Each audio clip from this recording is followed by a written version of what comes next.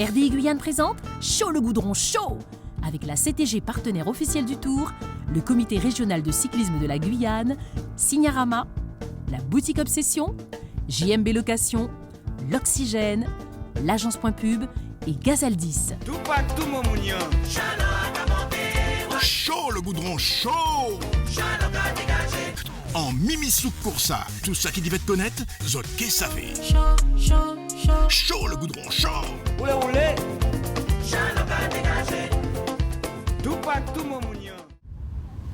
Déjà le départ de la 7e étape. Les coureurs partiront d'ici à Sinamari pour rallier la ligne d'arrivée à Kourou, en passant par Kourou avec un circuit, 4 tours de circuit de 10 km. Le piège aujourd'hui, il y aura énormément de ronds-points, donc énormément de relances.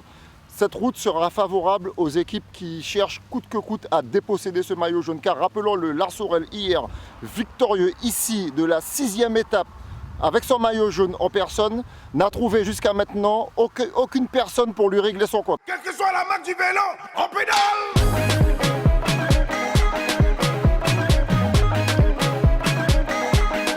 On pédale. On va pédaler. On va avancer.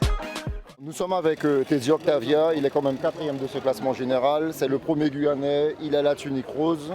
Dis-nous Teddy, c'est quoi le plan pour cet après-midi? Écoutez, déjà d'abord voir si les douleurs se sont un peu apaisées. Puis après, au fur et à mesure de la course, on verra qu'est-ce qu'on va faire. Si on peut bien faire la course et se replacer au général. Monsieur, t'as pas mal. Vitesse groupée, donc vitesse ici à des vitesses différentes. Ici, il va aller plus vite encore. Alors, si tu as groupé, tu vas aller vite. Groupé, tu vas aller un petit peu plus doucement, les gars. Il pas mal, mon râteau. Tu l'as dit, toute bête applichée. Toute bête applichée, net. Donc, un petit bébé, je peux mettre tant de couteau que Bépoten. Je mettez bétadine, je mettez bébé pour soulager. Je mettez la crème, je mettez cicatrice, je mettez tout modèle bête. Hey! Là, je vais alors. Quand on m'enlève le bras. Quelle que soit la marque du vélo, on pédale. Lars, ça te fait. Moula. Comment tu trouves le soleil en Guyane? Soleil arrête en Guyane. 3, 2, 1. Attention, top départ. Bonne chance. Quelle que soit la marque du vélo, on pédale.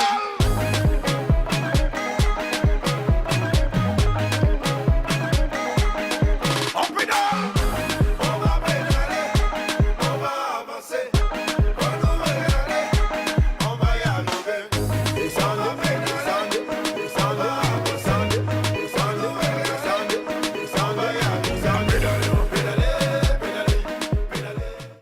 Voilà 6 km que le départ a été donné. À l'avant, 6 hommes. Le plus dangereux, Bousquet-Benjamin, à 1 minute 44, 8e de ce classement général. L'objectif pour Bousquet-Benjamin et de l'OCVO est de commencer à mettre au travail les maillots jaunes.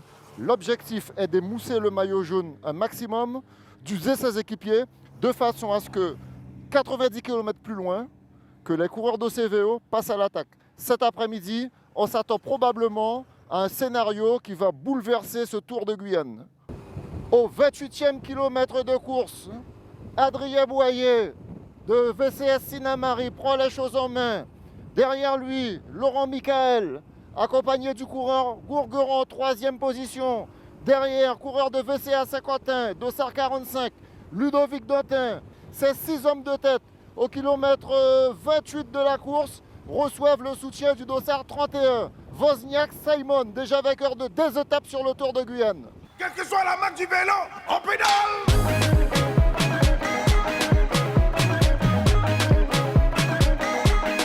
On pédale.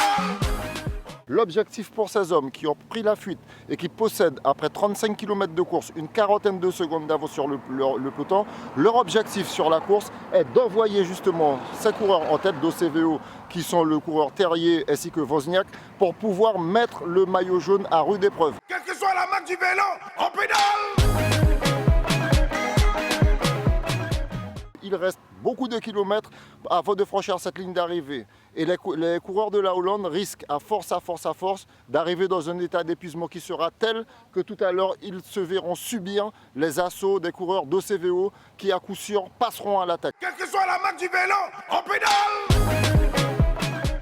45e kilomètre km. Nouvelle situation de course puisque les 8 hommes de tête ont été repris.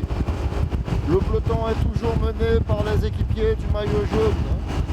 Deux font le boulot. Quelle que soit la marque du vélo, on pédale. Secom ont eu l'autorisation de Lars Ulrich pour sortir, pour essayer de s'extirper de ce peloton. Il s'agit de Vivaldi, de Daryl Desmonnières, déjà échappé hier, d'un coureur de la Grande-Bretagne, du Dossard 32, lui aussi faisant partie de cette échappée hier, et le coureur Chongpong de l'Espoir cycliste guyanais. Ces Secom possèdent 27 secondes d'avance après 57 km de course.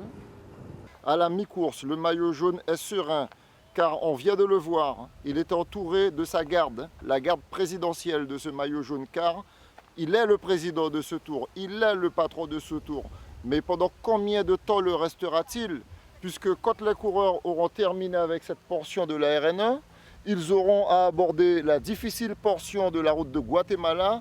Et là, les choses sérieuses commenceront quand ils sortiront de cette route. Quelle que soit la marque du vélo, on pédale.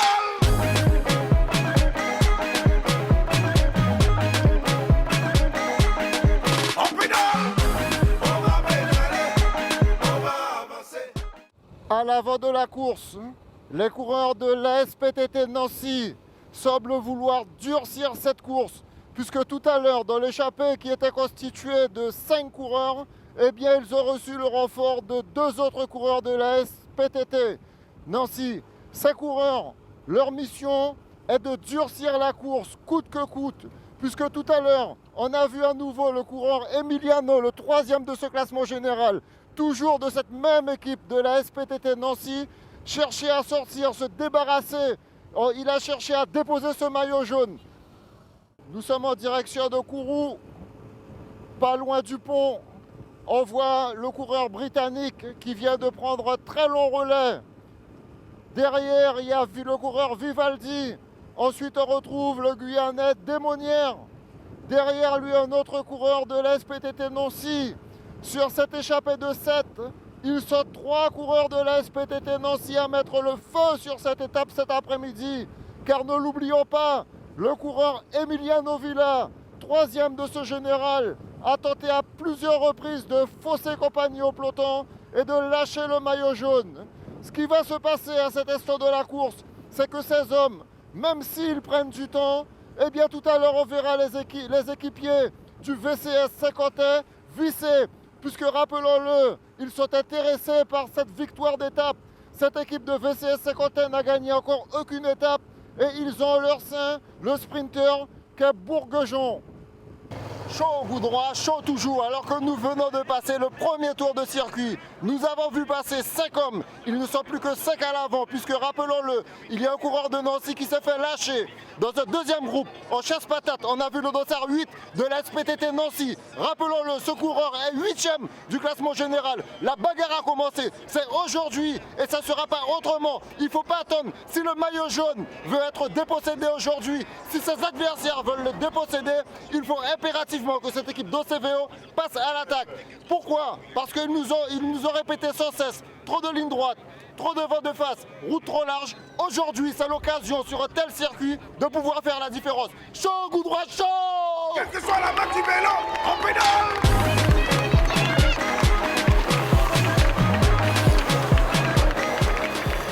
À 2 tours de l'arrivée, c'est-à-dire qu'il reste 20 km aux 8 hommes de tête à parcourir, vont-ils pouvoir résister aux assauts du peloton?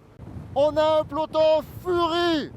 Non seulement Lars Ulrich, il est costaud, mais ce monsieur, il nous montre qu'il a une sacrée équipe avec lui, puisqu'il y a toujours 3 coureurs avec lui, 3 coureurs de son équipe qui lui prêtent main forte. Ces 3 coureurs auraient pu se contenter de gérer, mais non, ces messieurs ne gèrent pas. On voit, ils roulent maintenant pour le sprint.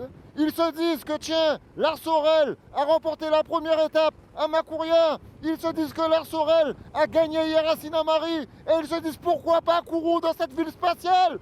Au panneau annonçant les 5 derniers kilomètres, on voit le dossard 8 de l'OCVO déchaîné pour grappiller. Son seul but est de grappiller quelques secondes en vue de ce contre-la-montre qui les attend demain après-midi.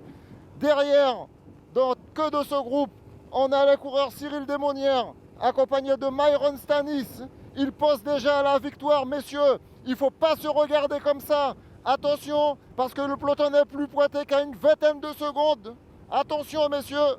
Quelle que soit la marque du vélo, on pédale. C'est bon pour Myron. Myron est bien placé, vous voyez, bien placé. En étant placé comme ça, comme il est, en troisième position, il bénéficie de l'abri du dossard 8 de l'OCBO et de Marc Flavien, qui se méfie énormément de lui. Allez la Guyane, dans les conditions du direct.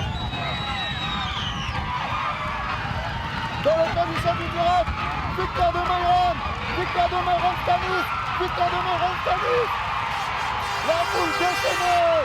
Quelle que soit la marque du vélo, on pédale. Déjà quand on est parti, je ne devais pas rouler puisqu'il y avait le dossard 8 qui était dangereux pour Dylan, donc il ne fallait pas que je roule soulagé. Et quand on a roulé, je passais juste pour pas que les gars laissent des trous pour moi. Et puis aux 3 derniers kilomètres, il y a justement le dossard 8 qui a attaqué et j'ai suivi, on a tourné à 3 avec Marc Flavien, puis je l'ai au sprint. Je suis content pour la Guyane et pour la sélection.